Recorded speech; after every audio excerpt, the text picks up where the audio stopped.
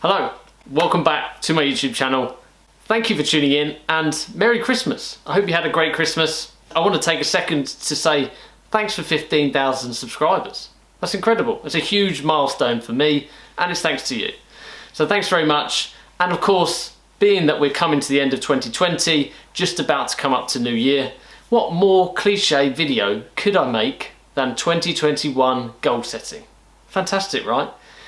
Shouldn't we all be setting goals every quarter, every 6 months, every year anyway? Well, yes, but this is actually a really good time to sit down, reflect, review. You might have a couple of days off work. So now is the perfect time to visualize what next year looks like. Now, 2020 has had pros and cons for many people, and it's not been the best year for some, and it's been a great year for others. But heading into 2021, it's going to be a good year for setting goals, because now we kind of have some data. We kind of have experience of living through this wacky kind of year. So now we can take that forward to next year, and we don't know when things are going to lock down or be open or whatever, but we do know how to react when it happens. So we can plan ahead and we can set our goals.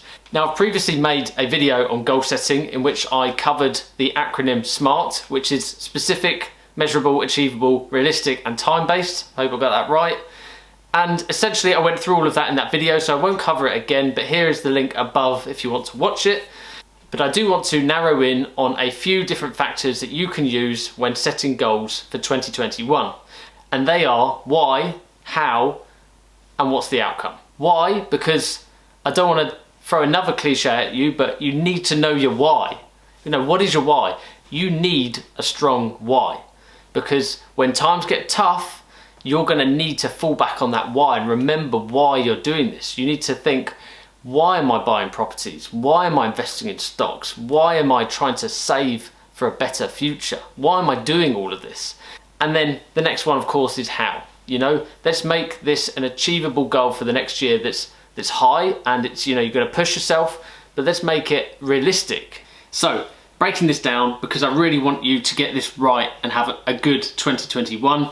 If you are, for example, looking to leave your job, that's your dream, and you've got 2 HMOs, and you know that by buying an additional 4 HMOs, the additional profit that brings in will allow you to leave your job. So you've bought 2, and you've bought 1 in 2019, 1 in 2020, so you know what it takes to buy 1 property at a time per year. Is it realistic for you to go and put down 4 in 2021? Now, only you can answer that, because it might be that actually you know that 1 was quite stressful, took a long time, took a while to get the money ready. So maybe 2 is possible, because 2 is stretching you. 2 is pushing you to double what you did last year, but it's still within a realistic and achievable target. However, as I say, it comes down to you, because I equally want you to write down a goal that scares you a bit. Does 2 scare you? Because if not, write down 3. Is 3 achievable? Can you do enough viewings, raise enough money, and make enough offers to buy 1 property every quarter for the first 3 quarters of the year? Because that's what it's going to take to buy 3 properties in 2021. Or another example, which I'll break down for you here, is the one that I've given before, and that is maybe you want to create £2,500 worth of passive income and profit from your buy-to-lets. And in this scenario, you've chosen single lets because they are slightly easier to manage than HMOs. So you might say that because each single let earns between £250 and £300 per month, that in this scenario you need approximately 10 buy-to-lets. Now currently, sitting here, you have 2 properties. Similar to the last scenario, you bought 1 buy-to-let in 2019, 1 buy-to-let in 2020, and now you want to go ahead and buy the remaining 8 properties. Is that realistic to buy 8 buy-to-lets in 2021, and write that down as your goal, if you've only bought 1 per year in the 2 years before? Now you, and only you, will know whether it's realistic to buy 8 in 1 year. If you know what it takes to buy 1 and the stress and the money it took to purchase that 1, can you go and buy 8 next year? Or would it be more realistic to put 2? But is 2 scary enough for you? Is that a high enough goal that you will be happy enough achieving in 2021? Or is it 4?